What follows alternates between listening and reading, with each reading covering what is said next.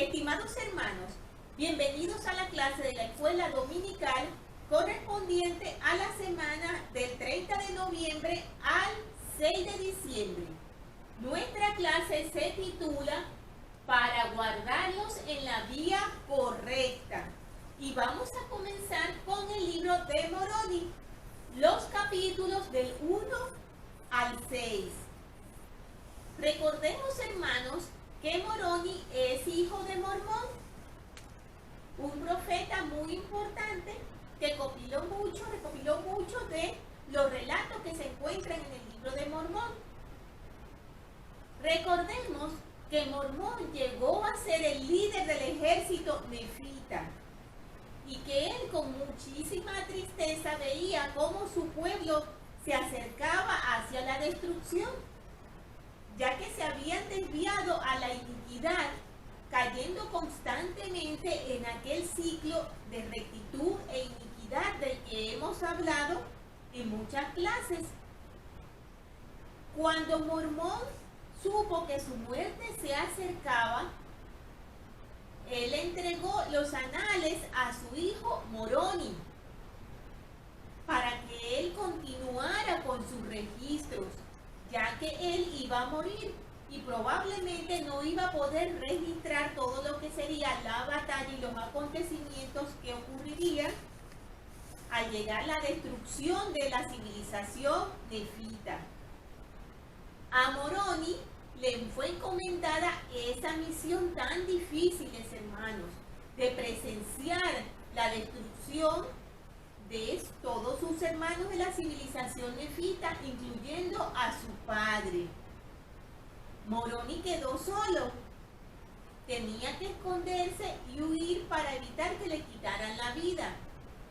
Recordemos que mencionamos que Moroni recopiló los relatos que habían en las planchas de la civilización jaredita y que estudiamos en las clases anteriores con el nombre del libro de Éter. Cuando Moroni finalizó el libro de Éter, él no pensaba escribir más. Había terminado los relatos del libro de su padre que llevaba el mismo nombre de su padre, Mormón. Los últimos capítulos los escribió su hijo Moroni, ya que su padre había muerto en la última batalla entre los nefitas y los lamanitas. Una vez que hizo todo el relato de la civilización jaredita, él pensaba que no iba a poder escribir más, ya que había quedado solo y en cualquier momento los lamanitas le darían alcance y le quitarían la vida. Pero no fue así, no fue tan inmediato, ya que vivió después de esa última batalla entre los nefitas y los lamanitas. Moroni vivió 36 años más y entonces se inició a escribir el libro de Moroni, donde él menciona cosas muy importantes, entre esas las pautas que hay que seguir en las ordenanzas tan importantes que llevamos a cabo, entre ellas la Santa Cena, cuando se llama a los diáconos, a los presbíteros. Tenemos también que habla de un tema muy importante y es acerca de los nuevos conversos y la necesidad y la importancia que hay de que estas personas sean protegidas, sean ayudadas y sean guiadas en sus primeros inicios en nuestra iglesia. Un tema bien importante, hermanos, el cual se está tocando mucho hoy en día. Me encantó cuando vi que eso estaba en esta clase, porque vi la oportunidad de hablar de algo que es tan importante y vital. Cuando Moroni escribió su libro, en el primer capítulo, él mencionaba que escribía cosas que esperaban que fueran de valor para los lamanitas del futuro. Y efectivamente lo es de gran valor para nuestros días. Allí veremos cómo está la preciosa y hermosa oración que se da cuando se realiza la Santa Cena. Tenemos que el Señor encomendó las llaves de los anales del palo de Efraín a Moroni. Para aquellos que quizás no hayan ahondado mucho en el libro de Mormón y que a lo mejor tienen algunas dudas con respecto a lo que significa el palo de Efraín, quiero leerles algo con respecto a ello. Se encuentra en Doctrinas y Convenios en la sección 27. En el versículo 5 específicamente nos habla acerca del palo de Efraín y nos dice lo siguiente. El presidente Joseph Fielding Smith definió esta frase y explicó su aplicación a la iglesia de nuestra época. Una expresión significativa en la profecía de Ezequiel es que el palo de José y sus compañeros habría de estar en las manos de Efraín. Efraín iba a estar a la cabeza de las tribus de Israel en los postreros días, de acuerdo con su primogenitura. José Smith, a quien se entregó la historia de los nefitas y que también la tradujo, es de la tribu de Efraín. El Señor así lo reveló. También lo son la mayor parte de aquellos que han recibido el Evangelio en esta dispensación. Por tanto, este palo de José está en la mano de Efraín y él lo ha juntado con el palo de Judá, dando cumplimiento a la profecía de Ezequiel. El libro de Mormón es el registro de José y contiene la historia de sus descendientes sobre esta tierra, tanto de la línea de Efraín como de la de Manasés. Estaba en las manos de Efraín cuando se entregó a José Smith y continúa en las manos de Efraín cuando nuestros misioneros salen a proclamar sus verdades al mundo. Esto lo tenemos en Doctrina de Salvación de Joseph Fielding Smith. Tenemos entonces, hermanos, que fue así que Moroni se convirtió en la figura principal de la transmisión de los anales a esta dispensación, así como en el protector de los grabados en sí. Moroni fue el último profeta nefita del libro de Mormón, alrededor del año 421 después de Cristo. Después, como mencionamos, él agregó su propio libro y después selló las planchas y las escondió en el cerro de Cumorah. Esto lo tenemos en Mormón 8:14 y en Mormoni 10:2.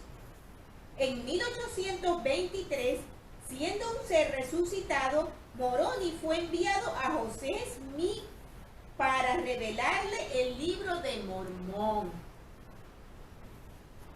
Desde 1823 hasta 1827 se le apareció al joven profeta todos los años para darle instrucciones, como lo conocemos en la historia. Y finalmente en 1827 le entregó las planchas. Después de finalizar la traducción de los anales, José Smith le devolvió las planchas a Moroni. Para aquellos que se pregunten de repente qué pasó con las planchas después de la traducción, las planchas fueron devueltas de nuevo a Moroni. Continuando entonces, hermanos, con lo que nos atañe en esta lección, tenemos que vamos a aprender lecciones importantísimas. Una de esas lecciones es que las ordenanzas del sacerdocio deben administrarse como lo manda el Señor. Y tal como mencionamos, aquí vamos a encontrar esas oraciones que escuchamos cuando se realizan las ordenanzas. Participar de la Santa Cena nos ayuda a acercarnos más a Jesucristo. Y los discípulos de Jesucristo se ministran los unos a los otros. Tenemos entonces que en el primer capítulo del libro de Moroni señala que después de terminar de compendiar los anales de los jareditas, él pensó en no escribir más, como habíamos mencionado, pero como vivió otros años más, él continuó escribiendo un libro que lleva su nombre, Moroni. Él menciona que las guerras eran extremadamente furiosas, incluso entre los mismos lamanitas. Y ellos habían determinado matar a todo aquel nefita que encontraran y no negara a Cristo. Y Moroni menciona que como él no tenía la más mínima intención de negar a Cristo, pues él se escondía tratando de preservar su vida. Y es cuando menciona que escribe unas pocas cosas que espera que sean de valor para los lamanitas en el futuro. Tenemos entonces que en el capítulo 2, él habla acerca de las palabras que Cristo le dirigió a sus discípulos nefitas cuando recordemos que estudiamos que él se apareció a la civilización nefita después de su resurrección. Recordemos que hubo una parte en donde él, estando sus discípulos presentes, él les dijo algunas palabras a ellos únicamente. Esas palabras no fueron escuchadas por el resto de la población. Él se dirigió únicamente en ese momento a sus discípulos. Aquí mencionan en el versículo 2 que, y los llamó por su nombre diciendo, pediréis al Padre en mi nombre con poderosa oración, y después que hayáis hecho esto tendréis poder para que aquel a quien impongáis las manos, le confiaréis el Espíritu Santo, y en mi nombre lo conferiréis, porque así lo hacen mis apóstoles, les dijo el Salvador. Y Cristo les habló estas palabras al tiempo de su primera aparición, y la multitud no las oyó, como mencionamos. Y los discípulos sí las oyeron, y sobre todo aquellos a los que impusieron las manos, y sobre ellos descendió el Espíritu Santo. Luego, en el capítulo 3, nos mencionan que los élderes ordenaron presbíteros y maestros mediante la imposición de manos. Un momento que se me fue la escritura, mediante la imposición de manos. Y decían las siguientes palabras. La forma en que los discípulos, que eran llamados los élderes de la iglesia, ordenaban presbíteros y maestros. Es interesante mencionar, hermanos, que los nefitas no ordenaban al sacerdocio arónico antes de que apareciera Jesucristo. Eso lo hicieron ellos posteriormente a la aparición del Salvador. Vamos a leer un poquito acerca de ese detalle.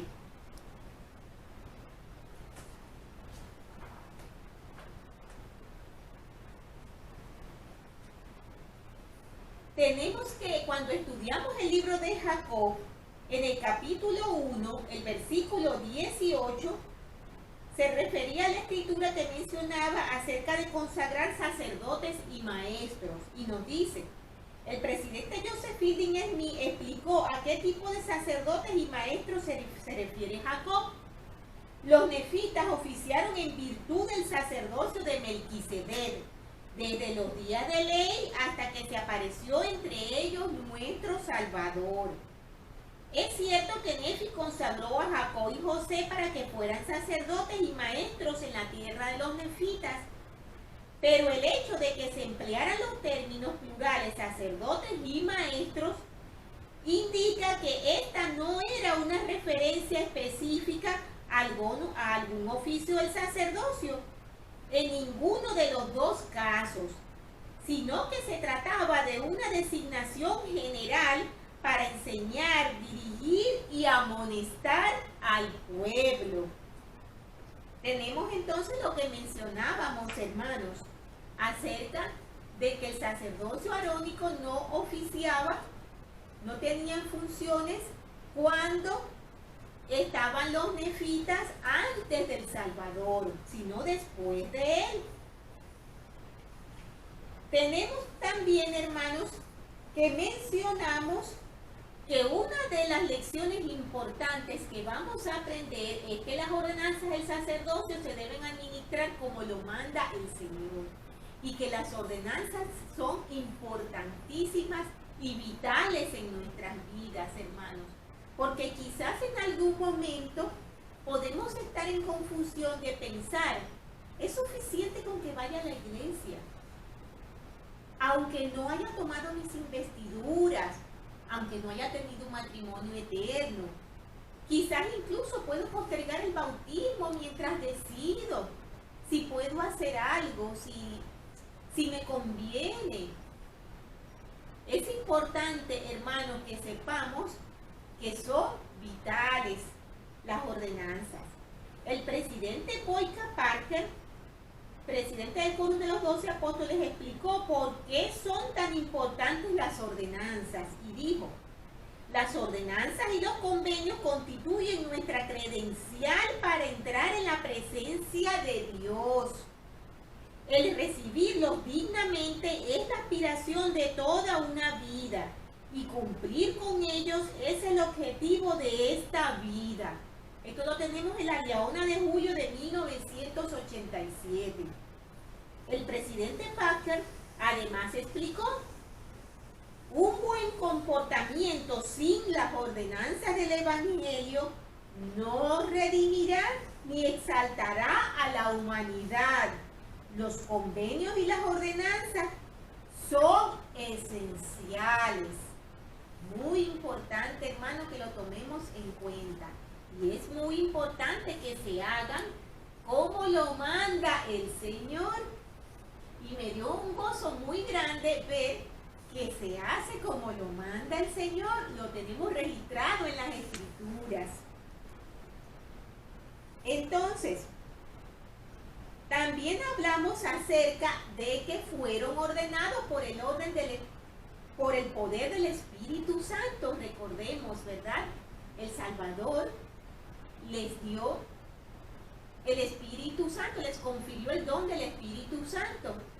Él les impuso las manos y les dio el poder para que ellos a su vez pudieran imponer las manos a otros y también poder conferirles el don del Espíritu Santo. El Espíritu Santo desempeña una función importante en todas las ordenanzas del sacerdocio. Esto también está muy latente en la lección que vamos a estudiar, porque Moroni menciona mucho el Espíritu Santo y cómo está el presente, no solamente en las ordenanzas, sino también en la continuidad de las cosas que hacemos en nuestras capillas. Y nos menciona aquí que Él conoce nuestro corazón y nuestras acciones. Es por el poder del Espíritu Santo que se ratifican todas las ordenanzas. Doctrinas y Convenios 132:7. El profeta José Smith habló acerca de la función del Espíritu Santo al efectuar ordenaciones. Creemos que en la actualidad se disfruta del don del Espíritu Santo tanto como en los días de los apóstoles. Creemos que este don es necesario para continuar y organizar el sacerdocio y que sin él ningún hombre puede ser llamado a ocupar oficio alguno en el ministerio. También creemos en profecía, en lenguas, en visiones, revelaciones, dones y sanidades, y que no se puede recibir esto sin el don del Espíritu Santo. Esto lo tenemos en la historia de la iglesia, el tomo 5. Tenemos entonces que, continuando con el capítulo 3, vemos que aparece la oración cuando se ordena a los presbíteros y a los maestros. Y nos dice en el capítulo 3, en el versículo 3, nos dice lo siguiente. A partir del capítulo 2 dice: después de haber orado al Padre en el nombre de Cristo, les imponían las manos y decían: en el nombre de Jesucristo te ordeno para que seas presbítero, o si fuera maestro, te ordeno para que seas maestro, para predicar el arrepentimiento y la remisión de pecados por medio de Jesucristo, mediante la perseverancia en la fe en su nombre hasta el fin. Amén. Y de este modo ordenaban presbíteros y maestros según los dones y llamamientos de Dios a los hombres, y los ordenaban por el poder del Espíritu Santo que había en ellos. Luego entonces vamos a hablar de algo muy importante, y es de la Santa Cena, hermanos. Vamos a ver aquí cómo participar de la Santa Cena nos ayuda a acercarnos más a Cristo. En el capítulo 4, como mencionamos, nos aparece esa hermosa oración que escuchamos cuando estamos en esa importantísima ordenanza. Nos dice en el capítulo 4, en el versículo 1, la forma en que sus élderes y presbíteros administraban la carne y la sangre de Cristo a la iglesia, y la administraban de acuerdo con los mandamientos de Cristo. Por tanto, sabemos que la manera es correcta y el élder o el presbítero la administraba. Se arrodillaban con la iglesia y oraban al Padre en el nombre de Cristo diciendo: oh Dios Padre eterno, en el nombre de Jesucristo, tu Hijo, te pedimos que bendigas y santifiques este pan para las almas de todos los que participen de él, para que lo coman en memoria del cuerpo de tu Hijo y testifiquen ante ti, oh Dios Padre eterno, que están dispuestos a tomar sobre sí el nombre de tu Hijo y a recordarle siempre y a guardar sus mandamientos que Él les ha dado, para que siempre puedan tener su espíritu consigo. Amén. Tenemos allí, hermanos, la hermosa oración de la Santa Cena. Y hemos mencionado que participar de la Santa Cena nos acerca mucho más a Jesucristo. Vamos a leer un poco al respecto de la Santa Cena. El elder David Bernard del Quórum de los 12 Apóstoles discursó sobre la importancia de participar en la Santa Cena como esfuerzo por recordar los convenios que hemos hecho. Mediante la ordenanza de la Santa Cena renovamos nuestros convenios bautismales y recibimos y retenemos la remisión de nuestros pecados. Además, se nos recuerda semanalmente la promesa de que podemos tener su espíritu con nosotros. Al esforzarnos por mantenernos puros y sin mancha del mundo, nos convertimos en vasos dignos en los que el Espíritu del Señor podrá morar siempre. Este hermoso mensaje se encuentra en la Diaona de julio del 2006.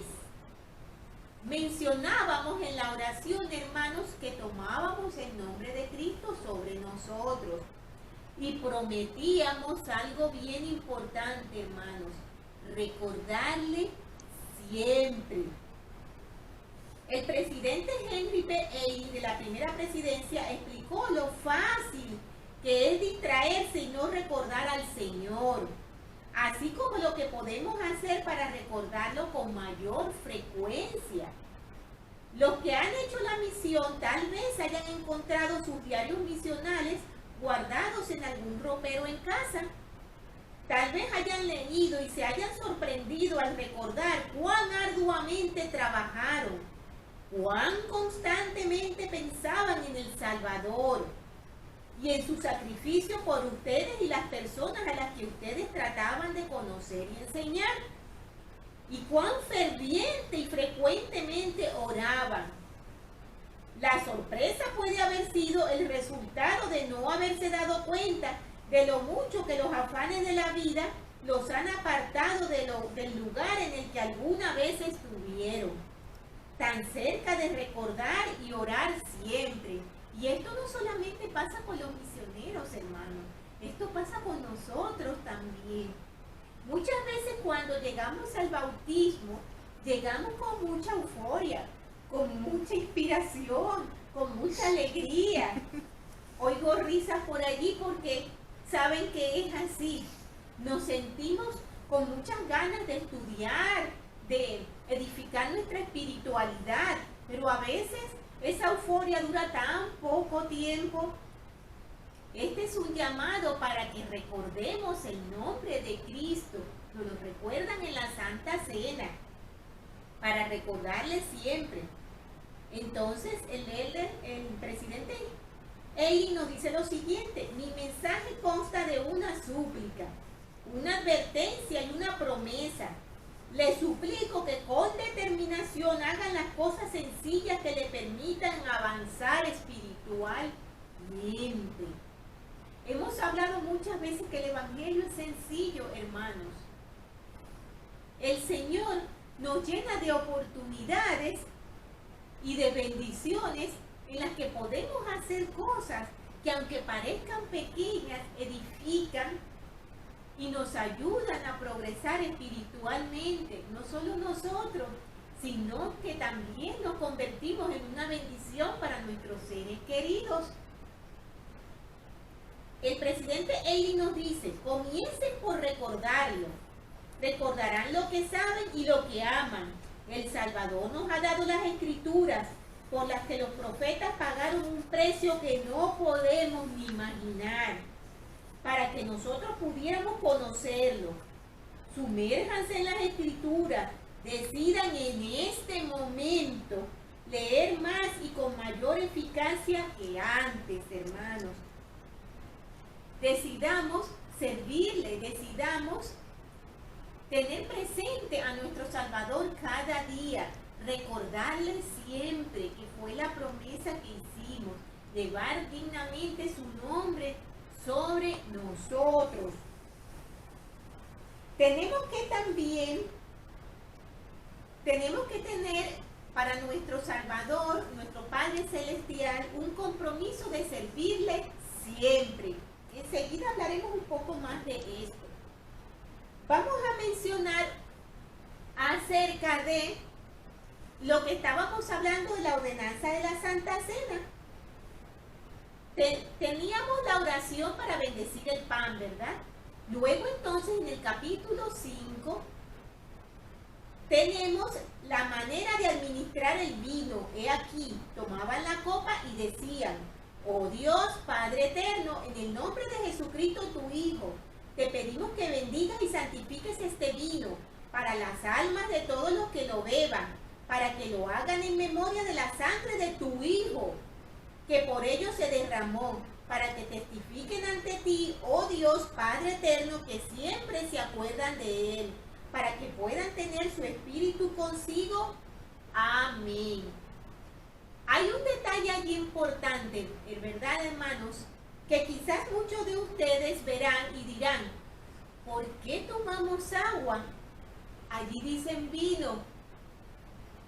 Muchas veces he escuchado esa pregunta y esa interrogante. Es importante, hermanos, que tengamos el conocimiento del porqué de eso para que podamos explicarlo. Sepamos nosotros las respuestas y disipemos esa duda en otras personas, para que esas dudas no se conviertan como en una señal de falsedad de nuestras ordenanzas. Vamos a leer con respecto a eso, que lo tenemos en Doctrinas y Convenios también, en el capítulo 27, en los primeros versículos del 1 al 4. Tenemos que el profeta José Smith, a principios de agosto, Newell Knight y su esposa nos visitaron en Harmony, menciona el profeta, estado de Pensilvania. Ni ella ni mi esposa habían sido confirmados todavía, y se propuso que las confirmáramos y que participáramos juntos de la Santa Cena antes de que ellos se retiraran. A fin de prepararnos para esto, salí a buscar vino para la ocasión. pero habían dado solamente una corta distancia cuando se me presentó un mensajero celestial y recibí la revelación siguiente, de la cual los 4 primeros párrafos fueron escritos en la ocasión y el resto en el mes de septiembre. Y a continuación cita la sección 27 de Doctrinas y Convenios. Tenemos que el presidente Joseph Fielding Smith explicó la razón por la cual se recibió esta revelación y el sentido que ella tiene. Lo tenemos en Doctrinas y Convenios 27, en los versículos del 1 al 4. Y nos dice, aquel mensajero celestial le dijo a José Smith que no importaba lo que empleara para la Santa Cena y que no debía comprar vino ni bebidas alcohólicas a sus enemigos. La razón es obvia, pues el profeta tenía muchos enemigos. Sin embargo, esa razón iba mucho más allá de la mera protección contra aquellos, pues era una advertencia de que habría personas malas y dañinas que adulterarían las bebidas. Podemos leer sobre la palabra de sabiduría en la sección 89, hermanos. José Smith también recibió instrucciones con respecto a que no utilizara para la Santa Cena vino que no fuera hecho por los santos y que éste debía ser de reciente cosecha. Aunque la iglesia no adoptó en aquel momento la costumbre de utilizar agua exclusivamente, desde entonces el agua se utilizó como sustituto del vino, el cual tiene semejanza con la sangre. Hoy día en toda la iglesia se utiliza agua en memoria de la sangre de Jesucristo, que fue derramada para la remisión de los pecados y en beneficio de todos los que se arrepienten y aceptan el Evangelio. Información muy importante que tenemos en Doctrinas y Convenios, hermanos, que debemos conocer y debemos dar a conocer a los demás que tengan dudas con respecto a esto. Hemos visto, hermanos, las preciosas oraciones de la Santa Cena, la manera correcta como hay que administrarla, como la enseñó el Salvador. Y siento un gozo muy grande en mi corazón, como mencioné antes, de ver que hoy en día, en nuestros días, siempre se está haciendo de la manera correcta. Tenemos entonces en el capítulo 6, donde se habla acerca de las personas bautizadas y del hermanamiento en la iglesia. También habla de la importancia de reunirse. Y nos dice en el versículo 1 del capítulo 6, y ahora hablo concerniente al bautismo. He aquí, eran bautizados élderes, presbíteros y maestros, y no eran bautizados a menos que dieran frutos apropiados para manifestar que eran dignos de ello. Ni tampoco recibían a nadie para el bautismo, a menos que viniesen con un corazón quebrantado y un espíritu contrito, y testificase a la iglesia que verdaderamente se había arrepentido de todos sus pecados. Y a nadie recibían para el bautismo, a menos que tomaran sobre sí el nombre de Cristo, teniendo la determinación de servirle sin fin.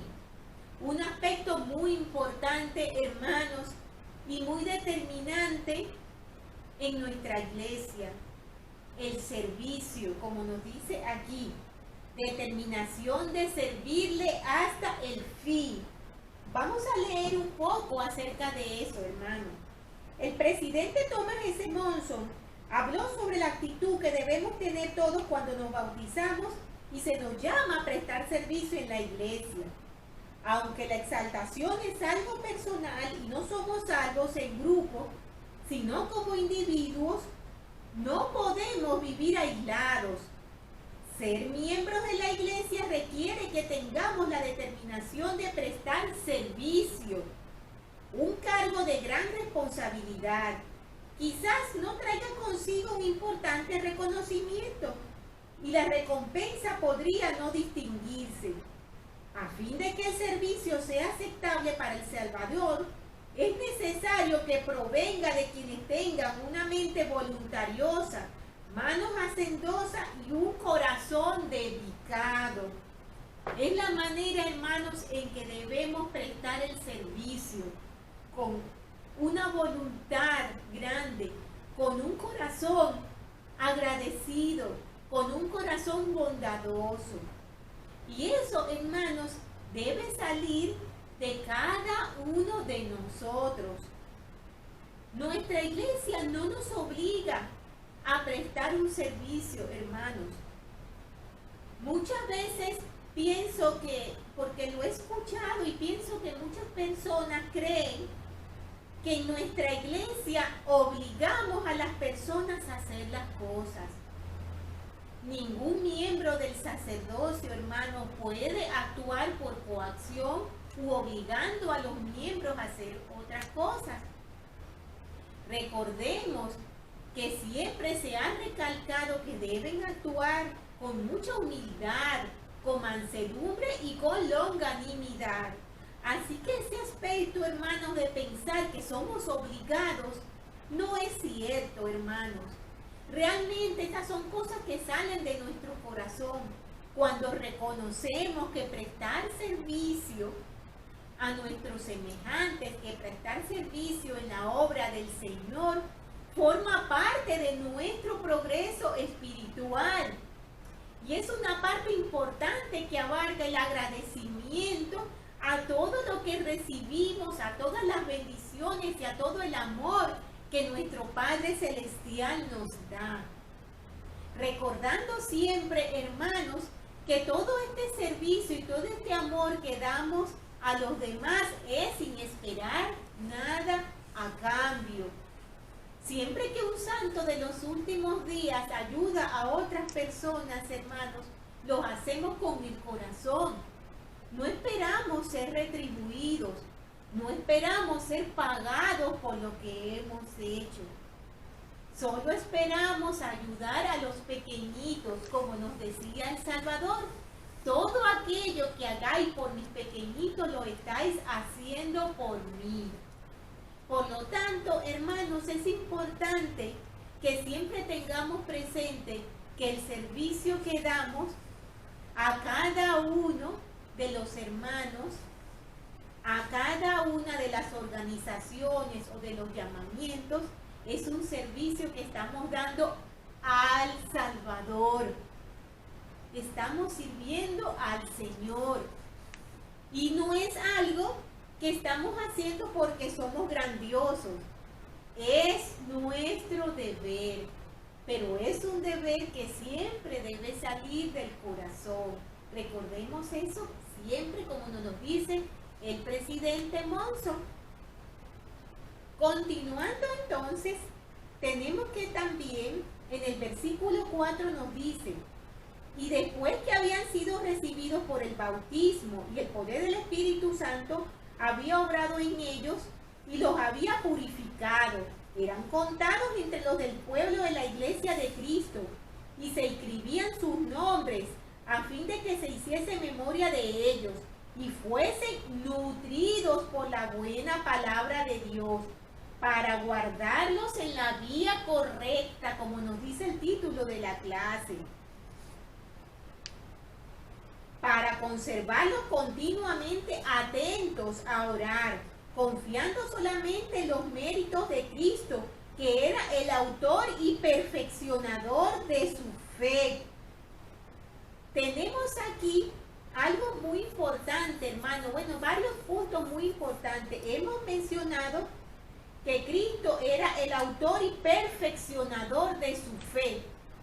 Vamos a hablar algo sobre ese punto que nos dice lo siguiente: en nuestro estado caído debemos elevar la vista al Salvador para adquirir y desarrollar la fe, por lo que el cuarto artículo de fe especifica que el primer principio del Evangelio es fe en el Señor Jesucristo. A medida que damos lo mejor por cumplir los convenios que hemos hecho, es por medio de su gracia que finalmente podemos lograr la perfección, la meta máxima de nuestra jornada por la fe. Una definición que se vincula con la palabra perfección en inglés es dar el grado de excelencia que se desea. Cuando acudimos al Señor con fe como sus hijos e hijas, Él nos ayudará a hacer lo mejor que podamos si acudimos a Él. Tenemos también que al final del capítulo 6 nos hablan acerca de que las cosas en la iglesia deben funcionar de acuerdo a las manifestaciones del Espíritu. El Elder Hyde del Quórum de los 12 Apóstoles habló acerca de la importancia de invocar al Espíritu en nuestras reuniones. La excepcional tragedia del declive nefita que Mormón grabó en el libro de Mormón fue la pérdida del Espíritu Santo y de los dones espirituales. La prudencia y la inspiración dictaban que Morón incluyera en la parte final de sus anales las instrucciones de su padre, Mormón, sobre las ordenaciones, la Santa Cena y las prácticas de la iglesia. El testimonio acerca de sus reuniones es digno de mención. Y los de la iglesia dirigían sus reuniones de acuerdo con las manifestaciones del Espíritu y por el poder del Espíritu Santo, porque conforme lo guiaba el poder del Espíritu Santo, bien fuese predicar o exhortar, orar, suplicar o cantar, así lo hacían. Moroni 6:9. Ese es el espíritu que debe caracterizar nuestra adoración y nuestras reuniones sacramentales. Después de una de esas reuniones espirituales, una hermana me comentó, dice el Elder David Haynes, no me acuerdo de todo lo que se dijo, pero recuerdo cómo nos sentíamos al cantar el último himno e inclinar la cabeza en oración. Hermosas palabras, hermanos, acerca del Espíritu Santo. Hemos hablado en este versículo de algo muy importante también, en este capítulo, perdón. En el versículo 4 hemos hablado de los nuevos conversos. Hemos hablado de nutrirlos con la palabra de Dios. Hemos hablado de que ellos deben ser registrados. Hemos hablado de guardarlos en la vía correcta para conservarlos continuamente atentos a orar, confiando solamente en los méritos de Cristo, que era el autor y perfeccionador de su fe. Este tema, hermanos, es importantísimo y es una parte vital de esta lección. Los discípulos de Jesucristo se ministran los unos a los otros. Y los hermanos que están recién bautizados necesitan una atención muy, pero muy especial, hermanos. Una atención que no se puede descuidar. No es que los hermanos que hayan sido miembros durante muchos años no las necesiten, porque todos necesitamos ser nutridos con la palabra de Dios. Absolutamente todos. Y esta es una necesidad que nunca termina. Pero los nuevos conversos necesitan una fortaleza y una atención muy especial que no se puede descuidar. Quiero leerles, hermanos, algunos mensajes que encontré al respecto que me gustaron mucho. Es un poco largo, pero les aconsejo que lo escuchen con atención. Hay un mensaje de el presidente Gordon B. Hinckley que se llama Apacienta mis ovejas. Me encanta el nombre de este mensaje, hermanos, porque recordamos las palabras del Salvador a Pedro, ¿recuerdan? Él le decía, apacienta a mis ovejas. El presidente Hinckley menciona una pequeña historia acerca de un hermano que se llamaba Randy. Ese hermano, en un principio, él no era miembro de la iglesia. Él conoció a una hermana que sí que era una miembro fiel que se llamaba Nancy. Cuando ellos salieron las primeras veces, él tuvo ¿cómo decirlo? Un choque muy fuerte al ver lo diferente que era Nancy. Ella se negó a probar alcohol. Ella se negó a hacer cualquier práctica que pudiera alejarla del cumplimiento de los mandamientos de Dios. Y esto a Randy le llamó muchísimo la atención.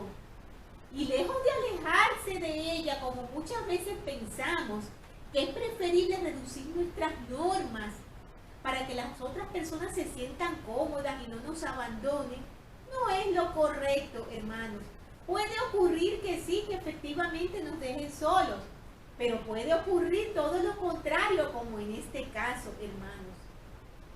Este choque que tuvo Randy al ver la manera de ser de Nancy, lo ayudó muchísimo y él se convirtió en un miembro de la iglesia. No fue inmediato, hermanos, fíjense, esto nos sirve de consuelo y de ejemplo para muchas personas que batallamos con seres queridos, esposos, hijos mayores, distintos familiares que pensamos no se quieren unir a la iglesia, nunca lo van a hacer. No, hermanos, siempre hay esperanzas. Nancy se casó con Randy. Randy no quería aceptar a la iglesia en un principio, tenía temor de aceptar lo que era desconocido para él. Y nos menciona el presidente Hinckley que pasaron 8 años hasta que pudieron convencerlo. Fueron muchos los misioneros que lo visitaron, que le hablaron, que le enseñaron. Sin embargo, no fue sino pasado todos estos años que por fin Randy tomó la importante decisión. Y el presidente Hinckley menciona que cuando él lo escuchó hablar, dice lo siguiente: al escucharle, aprendí algunas cosas acerca de Randy. En primer lugar, fue el formidable poder del ejemplo de un miembro de la iglesia. Fue la estoica decisión de Nancy en aquella primera cita de que no tomaría licor ni vino, lo que captó su atención. Los misioneros le enseñaron durante años, pero fue ella la llave que le abrió el corazón para amar al Señor y la mente para que entendiera el plan de salvación. No menospreciemos nunca nuestro ejemplo entre nuestros seres queridos, hermanos. No pensemos que porque somos solos, los únicos miembros de nuestra familia, no vamos a poder lograr nada. Siempre hay esperanza, hermanos. Lo segundo que aprendí es que nunca deben darse por vencidos cuando perciban la más mínima chispa de interés. Le llevó casi 8 años unirse a la iglesia. Su mente era receptiva, pero en él persistía el temor de dar un paso tan serio. Ello significaba dejar de lado las tradiciones de sus antepasados y reemplazarlas con algo nuevo, extraño y difícil de comprender. Son palabras, hermanos, que comúnmente escuchamos de las personas que van a bautizarse. Ese temor de que sea colocada una fecha, ese temor de pasar a algo que les resulta desconocido y muy contrario a lo que han venido conociendo probablemente durante toda su vida, muy contrario a las cosas del mundo. En tercer lugar, menciona el presidente Hinckley, lo pusieron a trabajar inmediatamente después de su bautismo. Su obispo se ocupó de que tuviera algo que hacer, que constituyera un desafío. ¿Estaba calificado para llevar a cabo la asignación? El obispo prestó poca atención al interrogante. Percibió cierto anhelo en el nuevo converso y le ofreció una responsabilidad para ayudarle a progresar.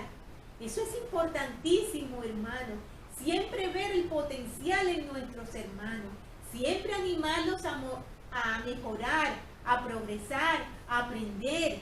No verlos como que porque son nuevas personas o porque aparentemente, aunque lleven años de la iglesia, no tienen como que mucho conocimiento, no son capaces de efectuar algunos llamamientos.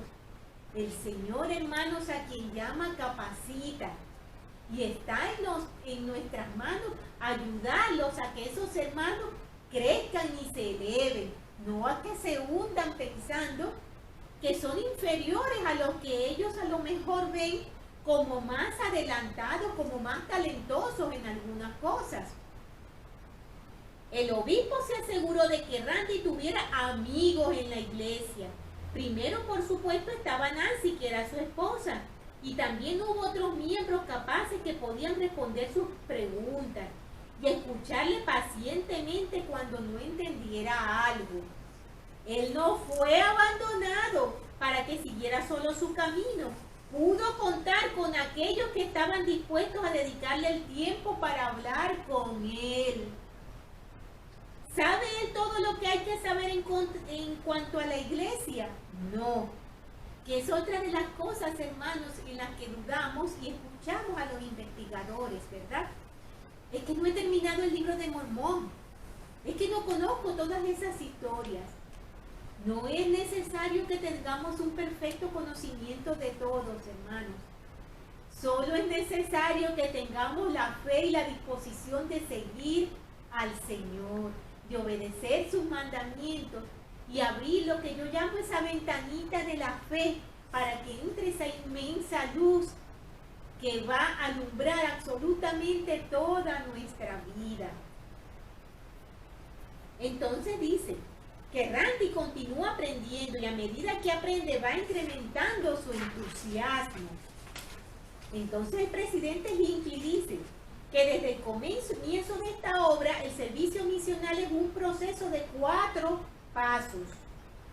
O sea, los 4 pasos para atraer a personas a la iglesia y son: primero, encontrar al investigador; segundo, enseñar al investigador; tercero, bautizar al converso digno; y cuarto, hermanar y fortalecer al nuevo miembro. Este paso es primordial, hermanos, al traer almas a la iglesia del Señor. La importante tarea inicial es encontrar primero a los investigadores que se interesen, ¿verdad? Muchos de nosotros pensamos que a lo mejor la obra misional es simplemente repartir folletos y que solamente le corresponde a los misioneros buscar investigadores. Ya se nos ha dicho, hermanos, que no es así, que todos los miembros de la iglesia estamos llamados a ayudar en la obra misional de encontrar investigadores, de llevar la palabra de Dios y buscar personas que puedan venir a la iglesia a aprender. Entonces nos dice, doquiera que haya un miembro que presente a un investigador, de inmediato se pone en juego un sistema de apoyo. El miembro da su testimonio en cuanto a la veracidad de la obra, anhela contribuir a la felicidad de su amigo investigador y se regocija a medida que éste avanza en su conocimiento del Evangelio. Entonces, hermanos, nuestros misioneros necesitan nuestro apoyo. Dice aquí una pequeña historia del doctor William Gurney, quien sirvió como presidente de estaca en Corpus Christi, Texas. Él menciona una experiencia que tuvo donde él compraba la gasolina en la estación de servicio. Cada vez que él iba a echar gasolina, él llenaba el tanque de su automóvil y le dejaba al propietario del local algo con respecto a la iglesia. Un folleto, una tarjeta, un mensaje, cualquier cosa referente a la iglesia. Y aquí dice que el hombre de la gasolinera fue convertido por el poder del Espíritu Santo al leer tales informaciones. Según me enteré, hace poco ese hombre servía como obispo. La manera de traer gente nueva a la iglesia no es responsabilidad exclusiva de los misioneros. El éxito de los misioneros es mayor cuando los miembros se convierten en la fuente de recursos donde se encuentran nuevos investigadores. Cultivemos en el corazón de cada miembro de la iglesia el reconocimiento de su propio potencial para atraer a otros al conocimiento de la verdad. Pongan a todos los miembros manos a la obra. Todo miembro debe orar con gran sinceridad al respecto. Ore todo miembro como lo hizo Alma de la antigüedad. Oh Señor, concédenos lograr el éxito al traer a otros nuevamente a ti en Cristo. He aquí sus almas son preciosas, oh Señor, y muchos de ellos son nuestros hermanos. Por tanto, danos, oh Señor, poder y sabiduría para que podamos traer a estos, nuestros hermanos, nuevamente a ti. Alma 31, los versículos del 34 al 35. Tenemos también que la responsabilidad de los miembros es muy grande, como hemos mencionado. Él nos recomienda, el presidente Hinckley, fomentar en cada estaca el reconocimiento de la oportunidad para buscar a quienes estén dispuestos a escuchar el mensaje del Evangelio.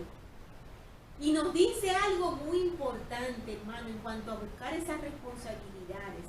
Nos dice que en dicho proceso no es necesario ser ofensivo o arrogante. Esto es bien importante, hermanos. Muchas veces, tal vez hasta sin darnos cuenta, el poseer cierto nivel de conocimiento o años dentro de la iglesia puede hacernos crecer peligrosamente el orgullo y pensar que podemos ir hacia las personas con un espíritu de arrogancia y de querer obligarlos a aceptar el Evangelio en sus vidas.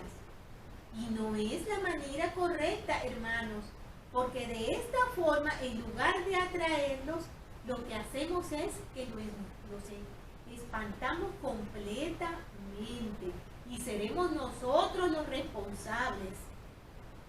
Siempre recuerdo unas palabras que leí en una oportunidad que decían que muchas veces el perder oportunidades de llevar el Evangelio, de traer una alma al Evangelio verdadero de Jesucristo, no está propiamente en nuestra doctrina, está en nuestras actitudes y en nuestros comportamientos, que son los que alejan a las personas. Y entonces debemos tener mucho cuidado, hermano, cuando nos acercamos y hacerlo con amor, hacerlo con humildad, hacerlo como nos lo enseñó a hacer el Salvador. El Salvador en ningún momento persiguió a las personas ni las atormentó con el infierno para que le siguieran. Tampoco les dijo que se iban a quedar con la mano levantada cuando Él volviera. Tampoco les dijo que todas sus creencias eran demoníacas. El Señor fue con humildad y fue con amor, como Él logró entrar al corazón de muchísimas personas. Necesitamos seguir su ejemplo en esta importante tarea. El mejor folleto que podemos ofrecer es la bondad de nuestra propia vida. Al dedicarnos a este servicio mejoraremos nuestra vida porque estaremos alerta para ver que no hagamos o digamos nada que podría impedir el progreso de aquellos a quienes estemos tratando de guiar hacia la verdad. El Señor ha dicho también, y ningún hombre que salga y predique este evangelio del reino sin dejar de continuar fiel en todas las cosas sentirá fatiga. Su mente, ni su cuerpo, miembros, ni coyuntura, y ni un cabello de su cabeza caerá a tierra inadvertido, y no padecerá hambre ni sed. Doctrinas y Convenios 84-80. Y continúa diciendo, y quienes os reciban, allí estaré yo también, porque iré delante de vuestra faz, estaré a vuestra diestra y a vuestra siniestra, y mi espíritu estará en vuestro corazón, y mis ángeles alrededor de vosotros para sosteneros. Doctrinas y Convenios 84, 88. No veía el 88 porque no me he puesto los libros.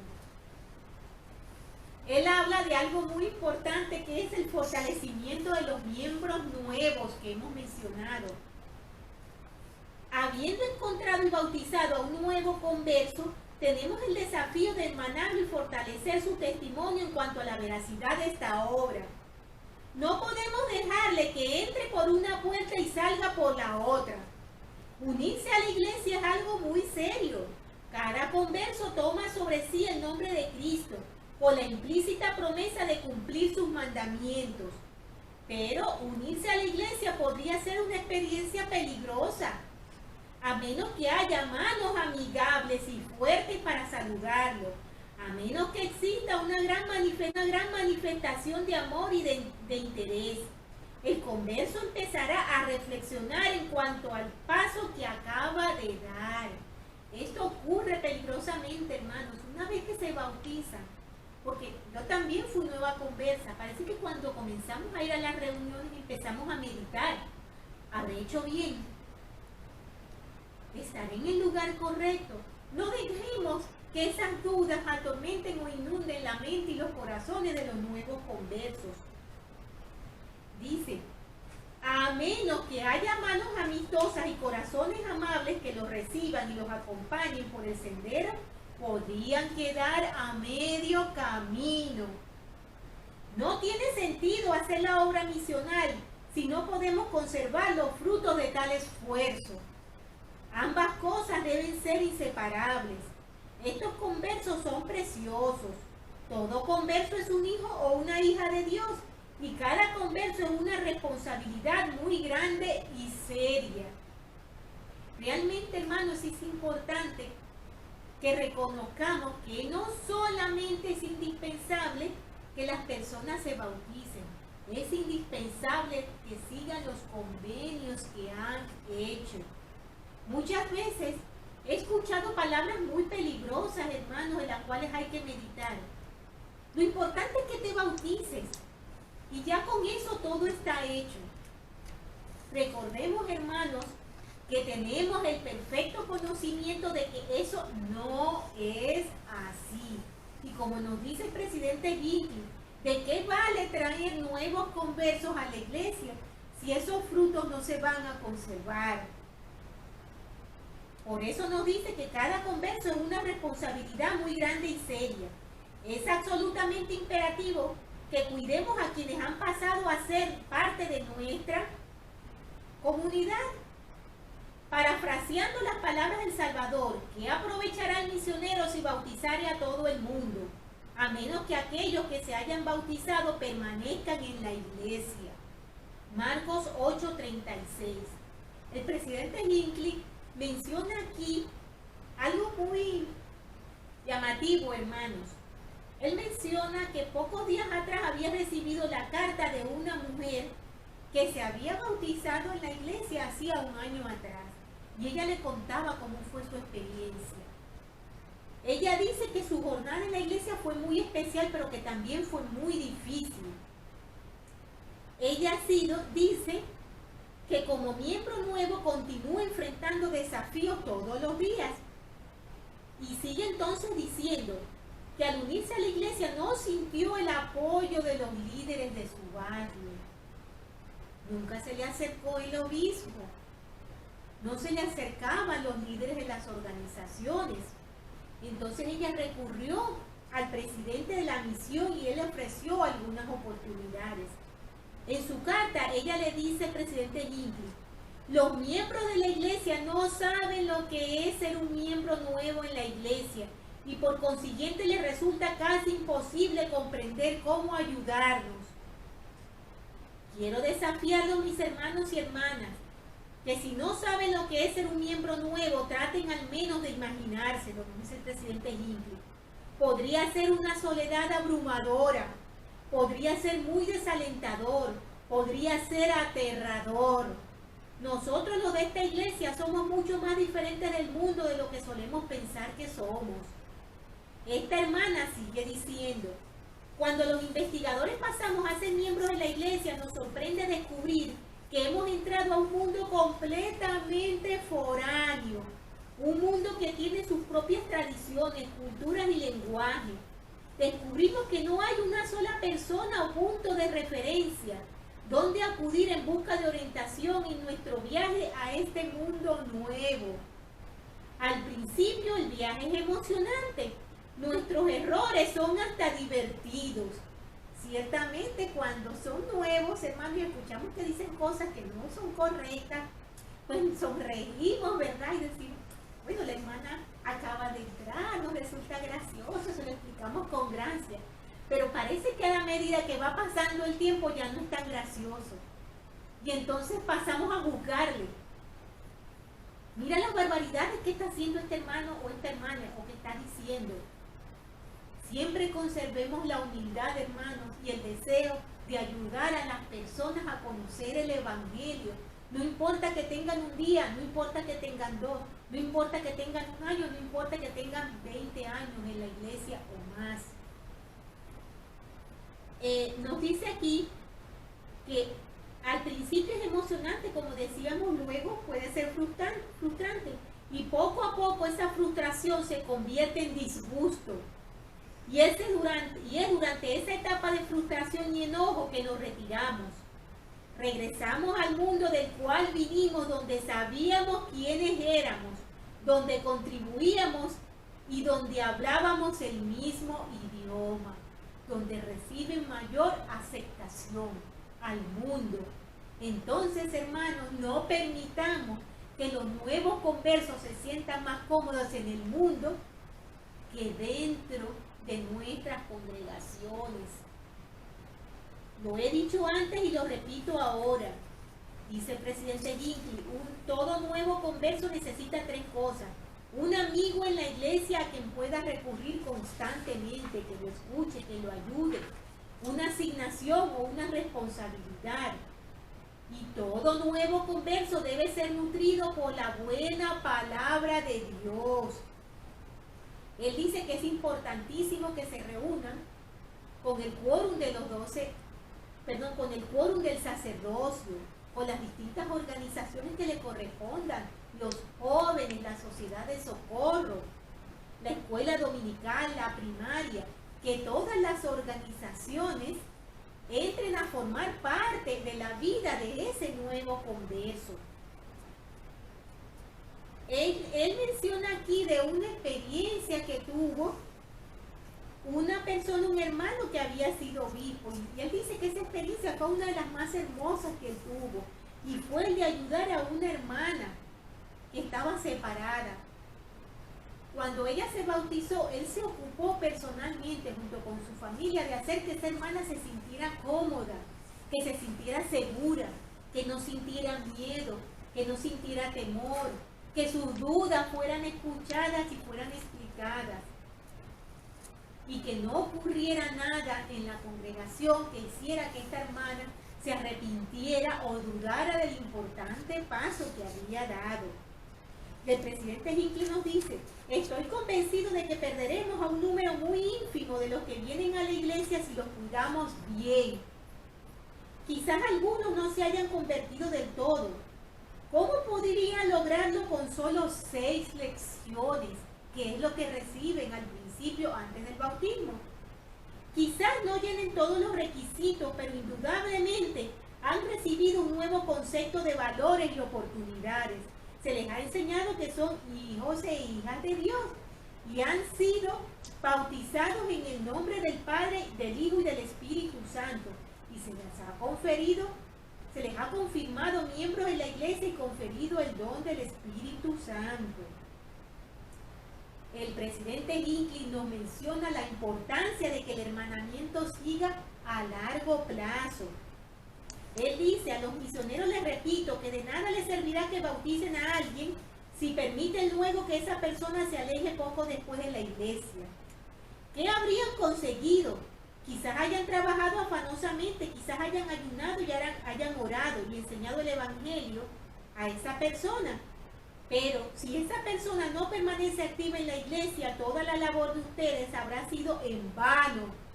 Todo el proceso carecería de valor y cualquier investigador que sea digno de bautizarse pasa a ser un converso digno de salvación. Algo bien importante, hermanos. Este mensaje es bien hermoso, ilustrativo y edificante. Es muy largo y les recomiendo que lo lean. Se llama Apacienta mis ovejas, por el presidente Gordon B. Hinckley. También hay un mensaje que les recomiendo que lean completo porque no podemos abarcarlo todo, que se llama Un llamado al sacerdocio, apacienta mis ovejas, del presidente Ezra Taft Benson. Y dice, queremos que vigiléis, que alimentéis, que cuidéis y que os dediquéis al rebaño. Que en el caso de que algunos se pierdan temporariamente, queremos que los encontréis. Nos hablan de cómo eran los pastores en el tiempo de Palestina. Y es un ejemplo que utilizó el Salvador para enseñarnos cómo nosotros podemos apacentar a sus ovejas. Nos hablan allí que los pastores en la antigüedad iban delante de sus ovejas y no detrás. Pues las protegían y las cuidaban en su redil y eran capaces de dar la vida por ellas para defenderlas de los animales salvajes, como efectivamente la dio el Salvador por nosotros. Nos habla también aquí de que las ovejas conocían el nombre de su pastor, conocían la voz de su pastor, y su pastor conocía el nombre de cada una de ellas, como debemos hacer también nosotros, hermanos. Él nos dice que muchas de esas ovejas andan extraviadas, algunas atraídas por distracciones temporarias, pero otras están completamente perdidas y es nuestro deber ayudarlas. Él nos dice que se necesita un interés sincero de un verdadero pastor y no basta lo poco que pueda sentir un peón. Por lo que dijimos antes, hermanos, todas estas cosas del servicio, de colaborar, de ayudar, de participar en la obra del Señor debe salir del corazón. Solo de esa manera es aceptable ante el Señor.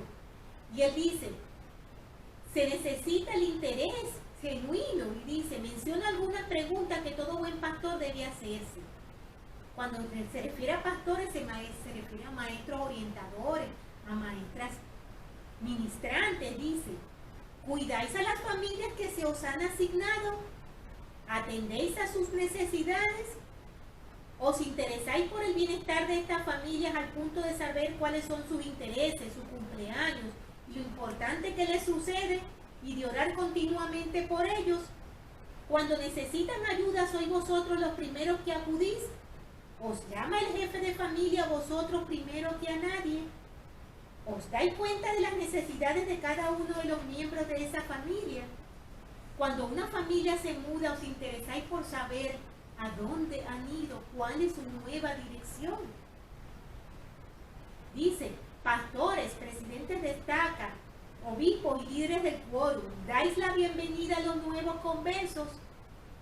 ¿Pueden ellos sentir que estáis interesados en su bienestar? ¿Invitáis a los nuevos miembros a visitaros a vuestras casas? ¿Saben lo que es la noche de hogar y cómo se lleva a cabo? ¿Hacéis que la familia se sienta cómoda en vuestra presencia? ¿Ordenáis a los miembros varones al sacerdocio enseguida del bautismo? ¿Les extendéis llamamientos dentro de la iglesia? Obispos, ¿os aseguráis de que queden bajo el cuidado de su nuevo pastor, el presidente del quórum? ¿Proporcionáis a los misioneros suficientes oportunidades de servir en la iglesia a fin de que estos jóvenes y señoritas no se vuelvan gradualmente inactivos? Tenemos cosas aquí muy interesantes. Entonces nos dice que algunos líderes dicen que algunas personas son casos perdidos, pero como el ángel le dijo a Abraham, nada es imposible para el Señor.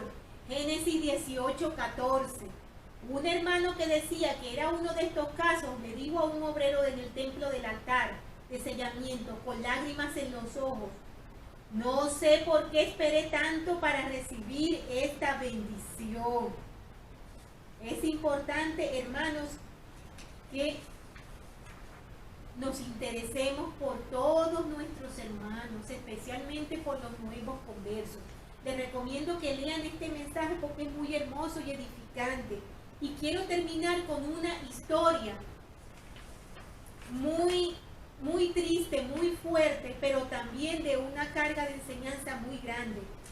Esa historia se encuentra en un mensaje que se titula Apacienta mis ovejas también, del elder Richard P. Lindsay, de los 70. Él menciona que su esposa y él tenían la costumbre de visitar a sus hijos, tenían 20 y tantos nietos, mencionan en el mensaje, y les encantaba contarle cuentos. Pero esos cuentos no eran cualquier cuento, ellos procuraban que fueran cuentos que les enseñara algo, que fueran cuentos verídicos. En una de esas oportunidades que visitaron a uno de sus hijos, fueron a contarle un cuento a sus nietos. Y ese cuento se trataba de su propio padre, que era el hijo de este hermano que dio este discurso. Y dice: yo me crié en las afueras de Salt Lake en una época en que era necesario cuidar una variedad de animales de corral. Mi animal favorito era la oveja, quizás porque las ovejas no requieren que se les ordeñe 2 veces al día los 7 días de la semana. Yo quería que nuestros hijos tuvieran la bendición de ser pastores de esos animales de corral, por lo que a cada uno de nuestros hijos mayores se le asignó la responsabilidad de cuidar a una oveja y de los corderitos que esperábamos que llegaran después. El segundo de ellos, que acababa de cumplir los 6 años, que es el hijo que el de Richard Lindsay fue a visitar, dice: el segundo de ellos, que acaba de cumplir los 6 años, me llamó por teléfono a mi oficina una fría mañana de marzo y me dijo con entusiasmo: papá, ¿sabes qué? Esther, que era el nombre de la oveja, acaba de tener 2 corderitos. Mi camarógrafo se está riendo porque ella se llama así. Ven por favor a casa y ayúdame a cuidarlos.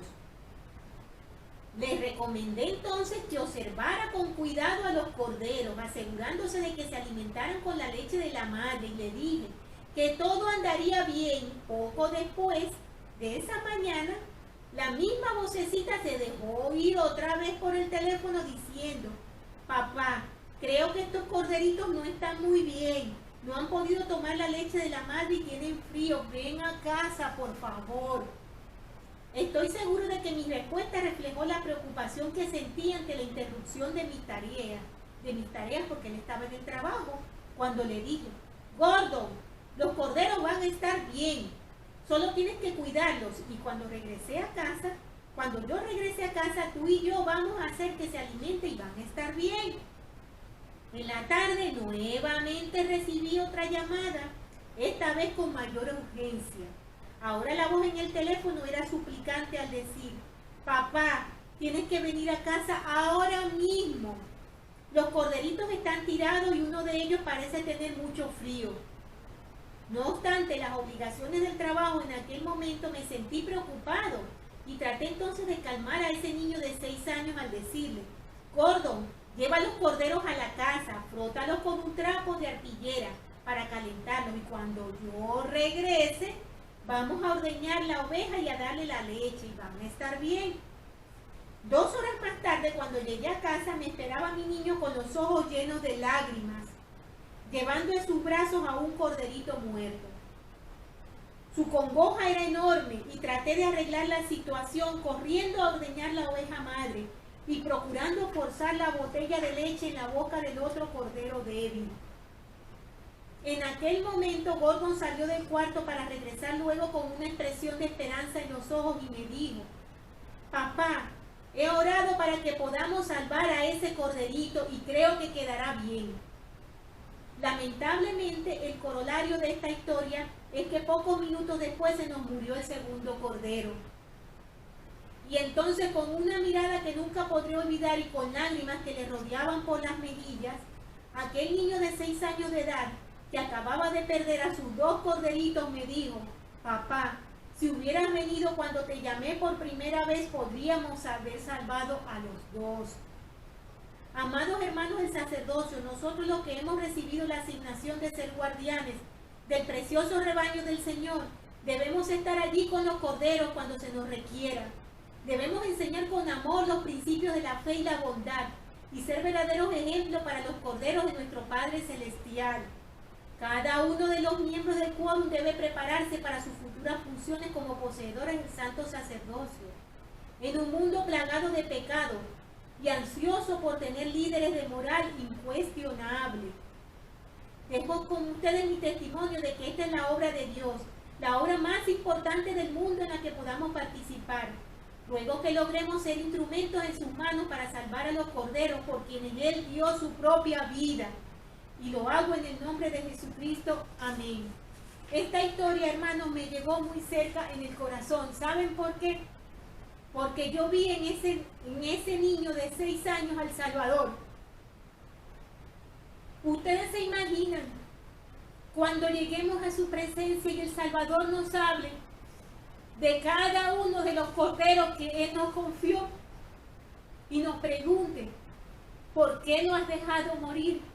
¿Por qué no lo atendiste cuando te lo avisé?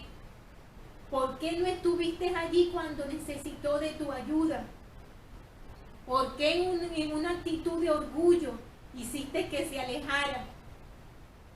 También el Salvador tendrá lágrimas en sus ojos, porque toda alma, como hemos dicho, es hija de Dios y es valiosa para Él. Es importante que nos esforcemos, hermanos, por apacentar a las ovejas, como le pidió el Salvador una y otra vez a Pedro, y como nos los pide a nosotros cada día de nuestras vidas, para que su reino se edifique, para que su reino crezca. Él necesita de nuestra ayuda, y nuestra ayuda consiste en darnos la mano los unos a los otros, no en abandonarnos, no en espantarnos, en ayudarnos, en edificarnos y en elevarnos, hermanos. Yo sé sin ninguna duda que esta es la iglesia verdadera. Sé que nuestro Salvador vive, sé que nuestro Padre Celestial vive. Sé sin ninguna duda que el libro de Mormón es verdadero. Sé sin ninguna duda que tenemos un profeta, un vidente y un revelador hoy en día, como se han tenido en otras dispensaciones. Y nuestro profeta se llama Russell M. Nelson. Sé sin ninguna duda que si nos acercamos al Señor, Él nos va a proveer de esos nobles sentimientos que necesitamos para servirle con un amor genuino y una voluntad fuerte de ayudarle a apacentar sus ovejas y a su vez de progresar nosotros mismos en camino de rectitud para volver con honores a su presencia. Y todas estas cosas dejo con mucho amor y humildad en el sagrado nombre de Jesucristo. Amén. Por favor, hermanos, estudien la siguiente lección. Seguiremos con el libro de Moroni, los capítulos del 7 al 9, y se llama Cristo te anime. Un abrazo muy grande para todos, hermanos, y que tengan una maravillosa semana.